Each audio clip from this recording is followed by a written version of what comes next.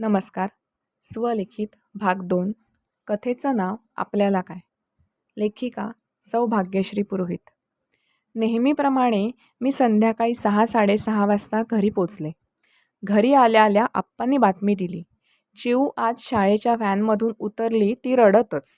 अर्धा तास लागला तिला समजावायला. आता शेजारी खेळायला गेली आहे. तू जरा विचारून घे नक्की झालंय तरी काय. बरं बघते काय झालं ते, असं म्हणून मी फ्रेश झाले आणि अंगणातून तिला हाक मारली. ती आली उड्या मारत. लांबून मला बघितल्यावर तिचा अचानक नूरच बदलला. भावनिक होऊन मला जमेल तेवढी घट्ट मिठी मारली. मी काही विचारायच्या आतच मला म्हणाली, तुम्ही दोघं गुजरातला जाणार आहात ना, मला एकटीला इथे ठेवून. असं म्हणून तिच्या नेहमीच्या स्टाईलने रडायला लागली. डोळे पाण्याने भरतात, बारीक होतात. रडण्याच्या आवेशात मोठा आ वासला जातो, पण तोंडातून आवाज काही येत नाही. अंगणातच बसून तिला समोर उभं केलं आणि म्हटलं, अगं बाई, तुला हे असं कोणी सांगितलं? तुम्ही नाही सांगितलं तरी मला माहीत आहे. तुम्ही दोघं मला न घेता गुजरातला जाणार आहात. मला व्हॅनवाल्या काकांनी सगळं सांगितलं आहे आणि मुलं पण म्हणत होती की तू आणि बाबा गुजरातला फिरायला जाणार आहात, तेही मला इथे ठेवून. तिची बडबड ऐकून मी डोक्याला हात लावला. अगं चिऊ, आम्ही जर एवढ्या लांब गुजरातला जाणार असू तर तुला न घेता न सांगता कसं जाऊ? आणि जायचंच ठरवलं असतं तर तुझ्या आधी व्हॅनमधल्या मुलांना आणि काकांना कशाला सांगायला जाऊ? बघ चिऊ, लॉजिक वापर जरा. तिच्या कपाळावर हलकेच बोट टेकवून मी म्हणाले. तिचं रडणं थांबलं. ती विचारात पडली.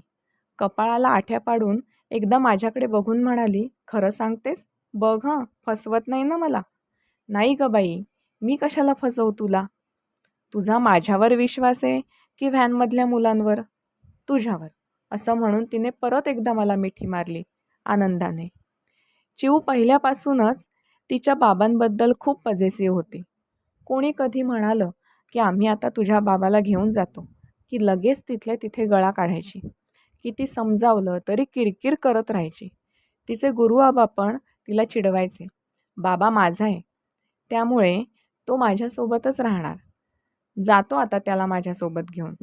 जेव्हा केव्हा गुरुआबा आणि त्याच्याबरोबरचे साधक भेटायचे तेव्हा तिला हमखास चिडवायचेच आणि ही नेहमीप्रमाणे गळा काढायची. गेलं 1 वर्षभर हा चिडवण्याचा डोस तिला अधेमध्ये मिळतच होता. त्यात आता या नव्या प्रकरणाची भर पडली.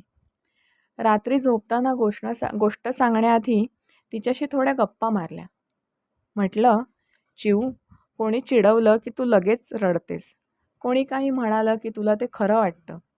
आपण आपलं लॉजिक वापरायचं, म्हणजे आपली बुद्धी वापरायची. गुरुआबा काय सांगतात माहिती आहे? एखादा प्रसंग आपल्या आयुष्यात सारखा सारखा येत असेल तर समजावं की तो आपल्याला काहीतरी शिकवायला येत आहे. जोपर्यंत आपण त्यातून काही शिकत नाही तोपर्यंत तसेच प्रसंग सतत आयुष्यात येत राहतात. बघ आता, तुला कोणी ना कोणी सारखं चिडवतं. का होत असेल असं? कारण मी काहीतरी शिकत नाही आहे त्यातून, हो ना? असं सारखं सारखं होतं आहे, पण त्यातून मी काय शिकायचं आहे? तूच सांग मला आता. शिव उत्साहाने म्हणाली. तू चिडवणाऱ्या लोकांवर चिडायचंच नाही, त्यांना हसत उत्तर द्यायचं. काय उत्तर द्यायचं आई? चिवने विचारलं. त्यांना म्हणायचं, गुजरातला चाललेत का माझे आई बाबा? बरं झालं सांगितलं. जाऊ दे त्यांना जायचं तर, येतील जरा फिरून. तोपर्यंत मी राहीन माझ्या आजी आजोबांबरोबर. आपल्याला काय? त्यानंतर गोष्ट ऐकत ऐकत चिऊ झोपी गेली. तिच्या बाबाला आज घडलेला सगळा प्रसंग सांगितला. दुसऱ्या दिवशी शाळेच्या व्हॅनपाशी सोडायला स्वतः बाबाच गेला. व्हॅनवाले काका कालच्यासारखेच आज पण चिऊला चिडवण्याच्या मूडमध्ये होते. तिच्या बाबाला बघितल्यावर चिऊकडे मिश्किलपणे बघत ते म्हणाले, चिऊचे बाबा, ठरली का तुमची गुजरातला जाण्याची तारीख? बाबा पण हसून म्हणाला, हो हो, ठरली तारीख आमची. चिऊला इथेच ठेवणार ना? हो, तिची शाळा चुकायला नको म्हणून ती इथेच राहील. बाबाच्या या उत्तरावर चिऊ आश्चर्यचकित होऊन बाबाकडे आणि काही क्षण काकांकडे बघत राहिली. असं म्हणून मानेला हिसका देत चिऊ व्हॅनमध्ये चढली. पुढे व्हॅनमध्ये चिडवाचिडवीने किती उच्चांक गाठला आणि त्याला तिने कसं तोंड दिलं की रडारडी झाली काही कळलं नाही. पण संध्याकाळी घरी आली ती विजयी मुद्रेनेच.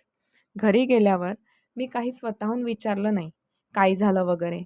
बाबा आल्यावर त्याच्या मागे मागे करत त्याला जाब विचारत होती. काय रे बाबा, मला चिडवण्यासाठी मुद्दाम सकाळी तू काकांना काय सांगितलंस? खोटं सांगितलंस ना त्यांना? बोल बोल, मला कळतं सगळं. बाबा हसू ओठात दाबत तिची नजर चुकवत होता. अगं मी नाही खोटं बोललो, आम्ही जाणारच आहोत. बाबाचं बोलणं ऐकून तिने माझ्याकडे नजर टाकली. मी खालचा ओठ बाहेर काढून खांदे उडवले.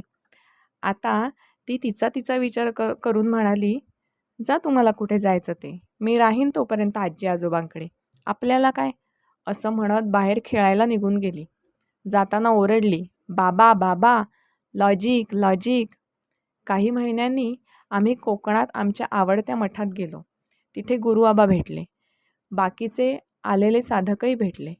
चिऊला बघून नेहमीप्रमाणे तिला चिडवायला त्यांनी सुरुवात केली.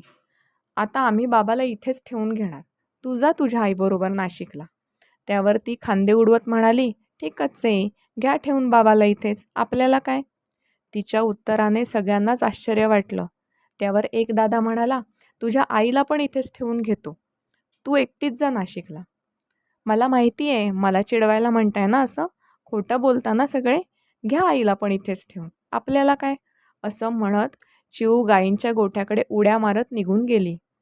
तेव्हापासून आईबाबांबद्दल हा चिडवाचिडवीचा खेळ कायमचा थांबला, तो वाचता गायब. कारण उपाय तिला सापडला होता, आपल्याला काय. धन्यवाद. अशाच कथा ऐकण्यासाठी नक्की सबस्क्राईब करा, लाईक करा आणि शेअर करा.